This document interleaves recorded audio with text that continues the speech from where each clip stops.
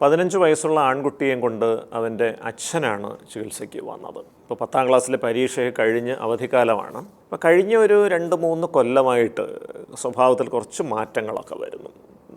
എതിർത്ത് പറയുന്നു, അനുസരണക്കേട് കാണിക്കുന്നു.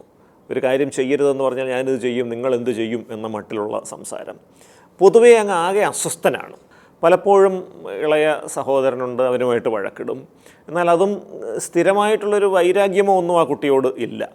ഇടയ്ക്ക് ചില സമയത്ത് വഴക്കിടും, അത് കഴിയുമ്പോൾ ചിലപ്പം ഭയങ്കര സ്നേഹമായിരിക്കും.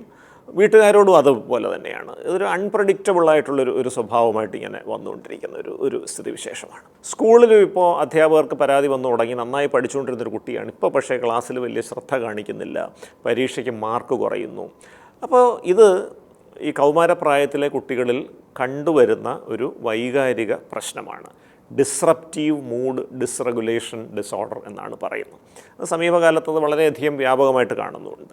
ഈ പ്രശ്നമുള്ള കുട്ടികളുടെ അടിസ്ഥാന സ്വഭാവം തന്നെ കുറച്ചൊരു അസ്വസ്ഥതയും ദേഷ്യവും ഉള്ളതായിരിക്കും. പ്രകോപനം സംഭവിക്കുമ്പോൾ പെട്ടെന്ന് അത് വല്ലാത്ത രീതിയിലുള്ള ദേഷ്യപ്രകടനങ്ങളായി മാറുകയും ചെയ്യും. പലപ്പോഴും ഇത് ആദ്യഘട്ടത്തിൽ ചില മനഃശാസ്ത്ര ചികിത്സകളിലൂടെ അതിനെ ക്രമീകരിക്കാൻ ശ്രമിക്കാം. ദേഷ്യം നിയന്ത്രിക്കാനുള്ള മനഃശാസ്ത്ര ചികിത്സകളും മനസ്സിൻ്റെ വൈകാരിക ക്രമീകരണം സാധ്യമാകുന്ന ചില ചികിത്സാ രീതികളുമൊക്കെ നൽകാം. പക്ഷേ ആ മനഃശാസ്ത്ര ചികിത്സകൾ വിജയിക്കാതെ വരുമ്പോൾ ചില മരുന്നുകളും ഉപയോഗിക്കേണ്ടി വരും. മനസ്സിൻ്റെ വൈകാരിക ക്രമീകരണം സാധ്യമാക്കുന്ന മൂഡ് സ്റ്റെബിലൈസർ വിഭാഗത്തിൽപ്പെടുന്ന മരുന്നുകൾ ചിലപ്പോൾ ഇവർക്ക് കൊടുക്കേണ്ടി വരും.